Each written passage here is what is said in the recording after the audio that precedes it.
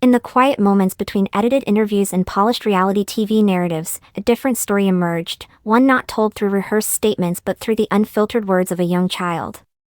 This unexpected revelation happened during a casual video posted by a daughter of a well-known plural family once portrayed on national television. With her husband, she has cultivated a digital space that offers fans behind-the-scenes reflections on family life, personal growth, and memories once shared by a larger household. The couple's commentary has gained traction not just for its candid tone but for its authenticity, offering viewers perspectives that contrast the scripted nature of reality television. However, in a recent post, the spotlight briefly shifted, not due to a dramatic claim or carefully framed opinion, but because of a child's spontaneous interaction. Their daughter, still very young, appeared on camera and began identifying family members by the names she had learned. She affectionately referred to her maternal grandmother and another close relative using familiar, loving titles, names that spoke of regular interaction and emotional bonds. However, when the child saw other extended family members, including her grandfather and another woman who had been part of the family structure, her tone changed. Instead of warmly using a familial term, the child called one woman a friend, hesitated, and appeared uncertain about her name. When her grandfather appeared, she paused again, reaching for a formal title instead of a nickname. These small moments, easily overlooked, carried deep significance for longtime viewers. To many, it was a window into the shifting dynamics within a once unified but now divided family. The hesitation, the lack of recognition, and the formality were seen not as accidental but as symptoms of emotional and physical distance. Some fans online reflected on this as a sign of the child's limited exposure to certain relatives. Others viewed it as a byproduct of how relationships had evolved, or faded, following geographic moves, major life changes, and personal choices. The discussion broadened to include how family ties are maintained not simply through names or roles but through presence, affection, and consistency. The mother of the child has often spoken openly about her experiences growing up in a large, complex family. She has shared her thoughts on emotional availability, the importance of showing up, and how painful it can be when someone doesn't. Especially in moments of grief and hardship, absence can echo louder than words. This perspective only deepened after the tragic loss of a sibling, a turning point that seemed to mark a further emotional divide between her and her father. Meanwhile, public statements from her father, now often limited to media appearances or personalized messages, have continued to draw attention. In one recent video, he shared general advice about parenting that some interpreted as a reference to his own family situation. For those who felt left behind or disconnected, those words struck a nerve. Throughout these experiences, the younger generation, including grandchildren, has begun to reflect this emotional geography. Not through accusations or deliberate statements, but through moments of honesty born from their everyday reality. A child who doesn't recognize a grandparent, who refers to a once close family member as a distant friend, isn't making a statement, she's showing the natural result of distance. This story isn't one of blame or sides. It's about how emotional connections are formed and lost. It's about how consistency, care, and closeness shape a child's understanding of family. And it's a reminder that titles like grandparent or stepmother mean little without the time, energy, and love that fill them with meaning. As fans await new episodes of the family's journey, one truth grows more apparent: the next generation is watching closely. They see who shows up, who calls, who listens, and who fades into the background. Sometimes, all it takes is a single word from a child to bring years of silence into focus. Built on complexity, whether through plural marriage or otherwise, silence often becomes the glue that holds things together. But when that silence breaks, it is rarely the adults who do it first. Often, it is the children, unaware of the past, but fully immersed in the present, who reveal the truth, not through confrontation, but through innocence. That is exactly what happened when a little girl, in the middle of her mother's video commentary, wandered into the frame. She wasn't coached, scripted, or aware of any deeper meaning behind her words. But in the way she named some relatives and paused at others, viewers recognized an emotional map, one defined by presence, distance, and history. She ran up to her maternal grandmother with joy. She recognized another familiar woman, one no longer in the family in any official capacity, and called her grandma, too. These names were not just labels, they were signs of emotional closeness, of shared days and nights, of lullabies and bedtime stories. Then came the pause. The face of a woman still part of the family structure appeared, and the child called her friend, a word that, while kind, lacked the warmth and certainty of the previous titles. She couldn't remember her name.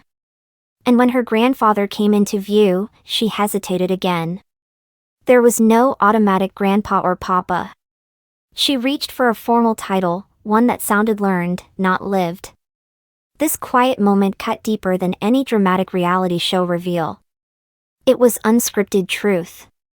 The family once promoted on television was praised for its unity, its faith, its ability to weather hardship through shared belief. But now, years later, what remains? For some, the answer lies in moments like this, brief but powerful. A child who hesitates, not because she's disrespectful, but because the connection simply isn't there. The mother, a daughter of one of the original matriarchs, has long since stepped into a new life. Her choices are not about rebellion but about healing. She speaks with clarity, not bitterness. Her online presence isn't meant to tear down the past but to better understand it, and sometimes to protect the future. Her husband, too, brings his perspective with thoughtfulness and quiet support. Together, they create a space that balances humor and hard truth, nostalgia and forward motion. Their daughter, unburdened by years of emotional negotiations, sees the world plainly. Her innocence has become a lens through which many viewers now see the family's evolution more clearly. Generational reckoning. It's no longer about who was right or who was wrong. It's about what happens when time is not invested, when relationships aren't nurtured, and when presence fades into memory. The idea of grandparent means little to a child who only sees you in photos or on television. And family means far more to a child who feels your arms around her, who knows your scent and your stories. Many viewers have taken to forums and social media not just to react, but to reflect.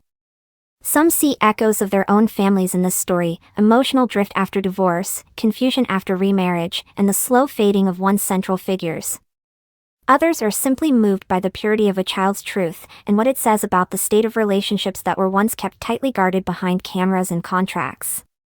As one fan put it, children remember who makes them feel safe. You can't fake that. Not even on TV. The mother's quiet empowerment, her ability to speak without malice, and her focus on building a healthy, loving environment for her children, that is the new legacy. Not the past. Not the hierarchy. Not the scripted unity of a televised plural marriage. This new chapter belongs to those who show up, who love without conditions, who make the effort even when things are complicated. Because children, in the end, always tell the truth, whether they mean to or not. The once famous plural family was held together not by shared affection, but by shared expectation, of loyalty, of endurance, of quietly accepting your place in a larger design. For years, that model stood. On camera, it looked like unity. Behind the scenes, it often meant silence, sacrifice, and suppressed identity. But silence only holds for so long. The daughter who now uses her voice online, not to accuse, but to understand, has become a kind of mirror for many. Through casual conversations, heartfelt memories, and the occasional unsparing truth, she has allowed viewers to revisit the family's story from another angle. And when her own daughter spoke, however unknowingly, she pulled back the last of the curtain. Her small voice didn't echo with anger.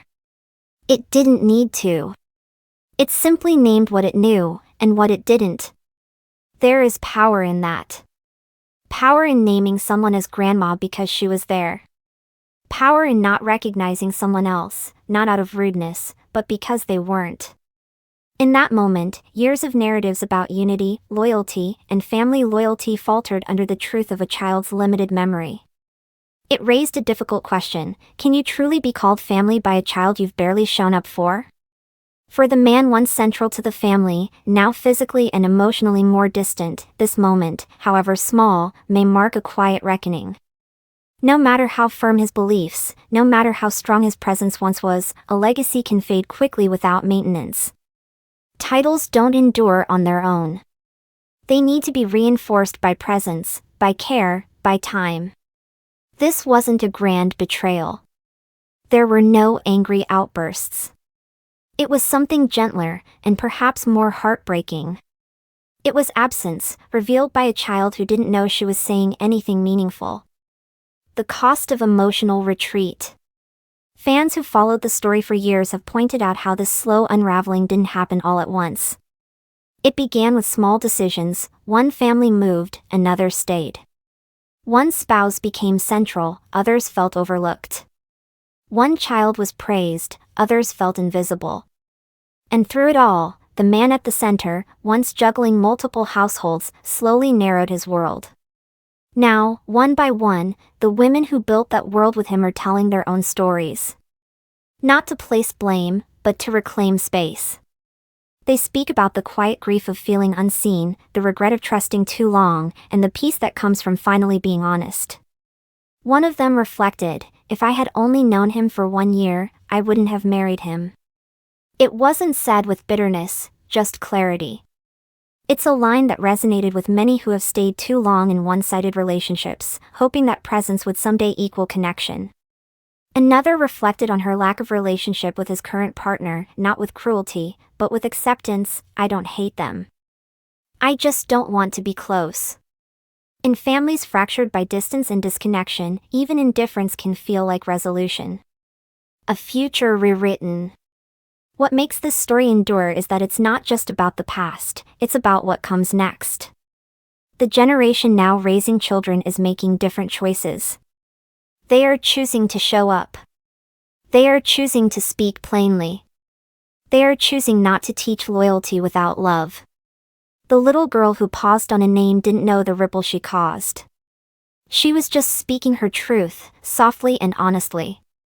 But in that moment, viewers were reminded that children don't care about TV contracts, family trees, or old disputes. They care about who comes to their birthday. Who reads them a book. Who remembers their favorite snack. The mother who once wondered if she was brave enough to tell her truth now watches her daughter do it without even trying. Because sometimes the biggest revelations come not in arguments or interviews, but in the smallest voice, naming the people who made her feel loved.